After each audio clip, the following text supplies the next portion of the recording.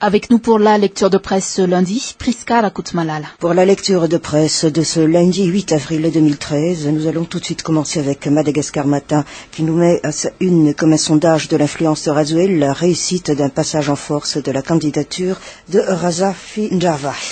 De son éditorial titré Des signaux contradictoires, ici à l'éditorialiste de nous brosser ici l'image politique de candidats, mais encore des fortes personnalités. D'un côté donc, les bourdonnements qui animent la classe politique témoignent d'une conviction des acteurs quant à la tenue inéluctable des élections, aux échéances annoncées. D'un autre, des retards patents dans le calendrier dénoncent une impréparation entretenant un doute quant à la capacité d'organiser des élections crédibles à minima. Mark Ravalman maintient une sorte de chantage pour troquer son droit de revenir à la maison contre la possibilité de tenir des élections incluant toutes les sensibilités. Question posée ici par l'éditorialiste, possède-t-il encore les capacités de nuire en mettant en balance son sort personnel et l'intérêt général qui consiste à sortir au plus vite de la crise par ces élections en perspective ?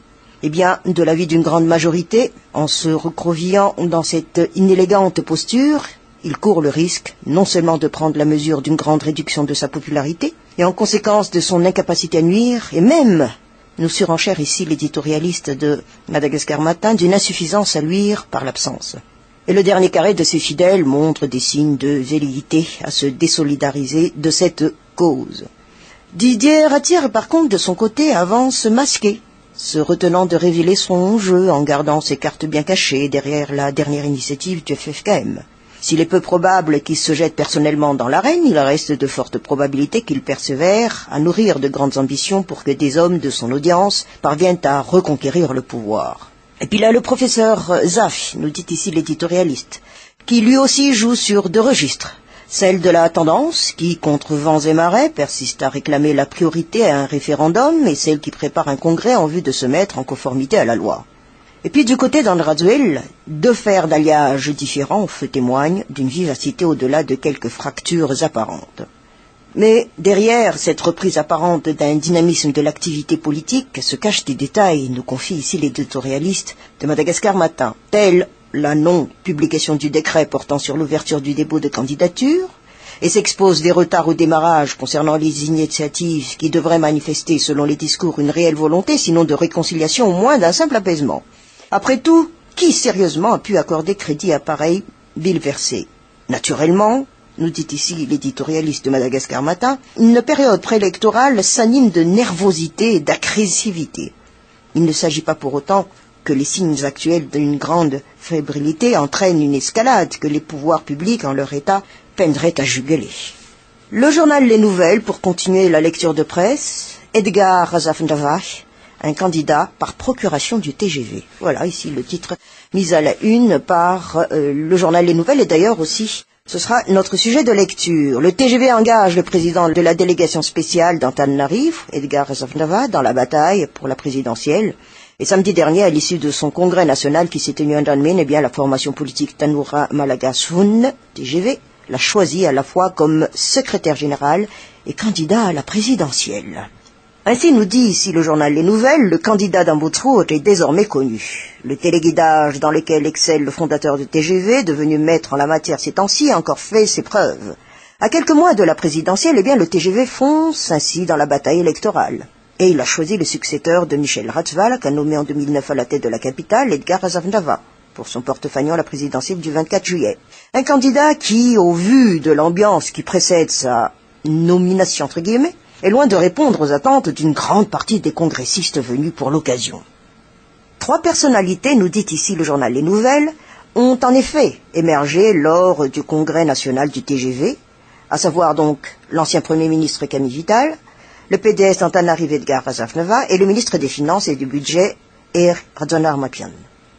Samedi, le vote secret s'est déroulé avec la participation de tous les membres, sauf que plus tard, nous relate ici toujours le journal Les Nouvelles, le dépouillement ne s'est pas fait au vu et au su du grand public. Seules les têtes pensantes du parti ont participé au dépouillement des votes aux grandes dents, donc de la majorité. Notre congrès ne sera pas du cinéma. Nous allons procéder comme le font des pays développés et notre candidat sera choisi à l'unanimité, avait pourtant déclaré Lantra Koutmav, désormais secrétaire national du TGV pour la province d'Antananarivo, qui s'est tenu donc à Budvun avant l'ouverture officielle du congrès. Et lors du déroulement du vote, c'était dimanche dernier, nous rapporte toujours ici le journal Les Nouvelles, et cela a laissé perplexes les observateurs politiques avisés. Le début d'une mascarade qui a toujours sapé les consultations populaires du pays est ainsi inauguré par le TGV. C'est d'ailleurs ce qui explique les contestations caractérisées par des affichages et des t-shirts déchirés par une partie des congressistes venus nombreux au parc Futura d'Andanmen, c'était le week-end dernier. Une manifestation qui a vite été étouffée par les dirigeants du TGV. On nous a fait venir ici pour cautionner leurs désirs et non pour connaître nos aspirations. Voilà ce qui s'est insurgé un membre du TGV représentant la province de Majinga, qui avouait ne pas comprendre le critère retenu dans le choix du prétendant à la magistrature suprême. En tout cas, nous dit ici le journal Les Nouvelles, bon nombre d'analystes continuent de s'interroger sur le choix du TGV, ou plutôt de celui de son président fondateur à l'issue du vrai faux congrès du week-end dernier. Et au-delà de la personnalité choisie, c'est l'objectif inavoué symbolisé par les défections au sein du TGV dans les jours à venir qui mérite réflexion. Le président de la transition avait d'ailleurs souligné, et à maintes reprises, que si les législatives ne se tiennent pas avant la présidentielle, alors il risque d'y avoir des troubles. Bien, comme nous le dit ici le journal Les Nouvelles, attendre et voir. Courrier de Madagascar, 2 titres. Vous capifdialan TGV, Manabevu ni candidat Hafa. Élection du candidat TGV, contestée publiquement par des pro-Camille Vital. Voilà ici les 2 titres mis à la une. Mais voyons un de ces articles ici en page 3, article de Courrier de Madagascar, qui nous titre « Le TGV parti en lambeaux ». On veut présenter le parti TGV comme un parti neuf et moteur de changement, mais les méthodes utilisées telles que les contestataires ont décrié samedi dernier ne vont pas dans cette optique. Les partisans de Camille Vital ont dénoncé une mascarade du scrutin. Ils ont même laissé croire, nous dit ici Courrier de Madagascar, qu'il y aurait eu pression ou diktat pour imposer un candidat, et c'est fort de leur appréhension qu'ils ont poussé l'ancien Premier ministre à se présenter comme candidat au présidentiel en son nom propre.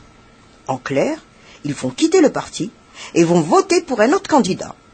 On ne peut non plus s'empêcher de penser que les partisans de l'autre candidat perdant, Erador Mapian, absent lors des cérémonies de proclamation de clôture, réagissent de la même façon. En tout cas, nous partage ici Courrier de Madagascar, ce samedi du 6 avril a été marqué en Andanmen par ce clash au sein du TGV. Et le général Camille Vital s'est montré dans son véhicule, apparemment déçu, sinon aigri. Il a déclaré d'un ton désabusé « Voilà la démocratie, je reprends mes fonctions à Genève ». Il ne s'est pas privé d'écouter les plaintes et des dénonciations de ses partisans, laissant alors à penser qu'il a de l'audience et qu'il n'est pas insensible à leur appel. La Gazette de la Grande Île, le candidat du TGV, Edgar, sera-t-il à la hauteur? Point d'interrogation. Ici, le titre donné par la Gazette de la Grande Île. Mais voyons un sujet, économie, qui nous parle du frais de transport. On nous dit hausse en vue. Eh bien, une éventuelle hausse des frais de transport dans les zones suburbaines, les transporteurs réunis au sein de l'Union des coopératives des transports suburbains menacent d'appliquer une hausse. Une éventuelle hausse due au non-paiement des subventions relatives au maintien des frais à 300 arrières. Après la guéguerre entre l'UCTS et l'UCTU, c'est-à-dire donc l'Union des coopératives des transports urbains, l'année dernière, rappelons-le, les 2 unions des transporteurs semblent s'accorder sur une hausse évitable des frais de transport. Si l'UCTS n'obtient pas gain de cause du ministère des Finances et du Budget la semaine prochaine, eh bien, la hausse sera immédiatement appliquée. Et ces transporteurs n'ont appliqué aucune hausse suite à des négociations avec l'État, c'était en novembre 2012. Une histoire qui risque de faire des vagues et d'éventuelles manifestations de mécontentement et de débordement. Mais du côté de l'UCTU, ces transporteurs n'ont jamais accompli leur part de contrat, notamment l'amélioration des services, le respect des passagers entre autres, l'entretien minimum de leurs véhicules, comme convenu avec l'État. Beaucoup ne respectent pas les cahiers de charges, comme les heures de travail complètes de 5 heures du matin à 8 heures du soir, l'obligation d'amener les clients jusqu'au terminus, et aucune sanction ne leur est infligée. Nous conclut ici la Gazette de la Grande Île.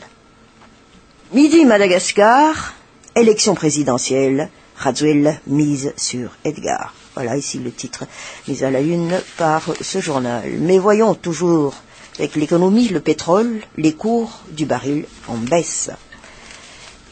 On nous fait savoir à travers cet article de Midi Madagascar que les cours du baril sur le marché international enregistrent une forte baisse, avec que cela suppose de conséquences favorables sur l'économie malgache. Les prix du pétrole ont plongé de près de $3 mercredi, à New York comme à Londres, leur plus forte chute depuis novembre. Les analystes du marché pétrolier attribuant cette baisse des cours à un marché miné alors par la surabondance des stocks d'or noir aux États-Unis et la crainte de voir ralentir la demande mondiale. Cette tendance à la baisse des cours mondiaux du pétrole arrange l'économie malgache, qui a enduré ces derniers temps les effets néfastes du blocage des prix pétroliers appliqués par l'HAT. En effet, nous dit toujours ici Midi Madagascar, la chute des cours du brut a pour conséquence une baisse de la facture pétrolière. La situation est d'autant plus favorable quand on sait que sur le marché interbancaire des devises, l'arrière continue à se stabiliser par rapport aux devises de référence que sont l'euro et le dollar. Mieux, la monnaie nationale a gagné par rapport à l'euro, dont le cours est de 2978 ariars en janvier contre 2874 ariars à la clôture du MID la semaine dernière. Pour le dollar, eh bien, le cours était de 2255 en janvier contre 2235 actuellement. Un moment de répit, comme nous le dit ici Midi Madagascar, en somme pour l'économie malgache en cette période transitoire marquée par des décisions qui peuvent avoir des conséquences incalculables pour l'avenir à moyen terme du pays.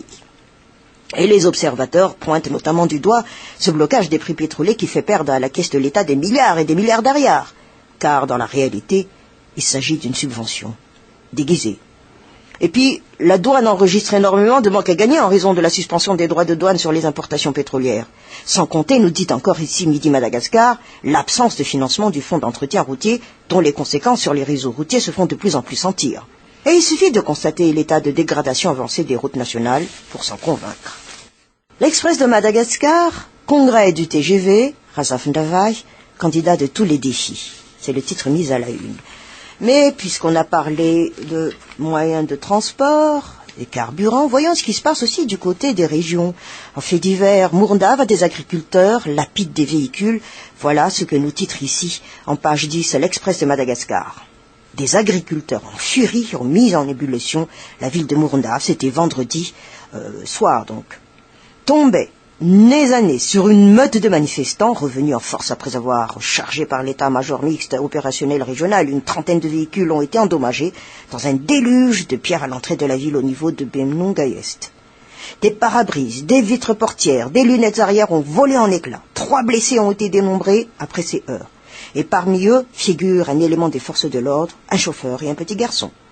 Ayant reçu des éclats de verre dans les yeux, celui-ci a besoin d'une évacuation d'urgence dans un hôpital spécialisé. Un problème d'irrigation a mis le feu aux poudres, nous dit ici l'Express de Madagascar. Exploité par 400 cultivateurs regroupés dans 14 Fukutane, près de 4500 hectares de rizières du delta, seraient asséchés. Les agriculteurs dénoncent que l'eau est retenue en amont et que le problème est récurrent depuis des années. Brandissant des pancartes, nous relate encore ici l'Express de Madagascar, ils sont descendus dans les rues, c'était mercredi, pour marcher vers le siège de la région du Ménabé. N'ayant pas été reçus, ils ont donné un ultimatum de 48 heures pour régler la situation. Et puis, le délai ayant expiré, c'était vendredi donc, ils ont bloqué la nationale 35 au niveau du pont de Marfout. C'était dans la matinée. Et dispersés dans la soirée, les manifestants ont riposté à coups de jets de pierre, tout en se repliant. C'est alors qu'un militaire a été blessé. Et comme nous le dit encore ici l'Express de Madagascar, des dégâts matériels sur les taxis-brousses qui ont fait frais la veille ont suscité la colère des transporteurs de la zone nationale. Et samedi, en début de matinée, ils ont bloqué avec leur véhicule un axe qui passe sur la place de 1947. C'est-à-dire sur la bifurcation qui mène à l'aéroport. Les coopératives des zones urbaines et régionales ont renforcé leur rang. La situation n'est revenue à la normale que dans l'après-midi vers 14 heures au terme d'une réunion avec la police et la gendarmerie. Et les transporteurs entendent toutefois réclamer réparation auprès de la région.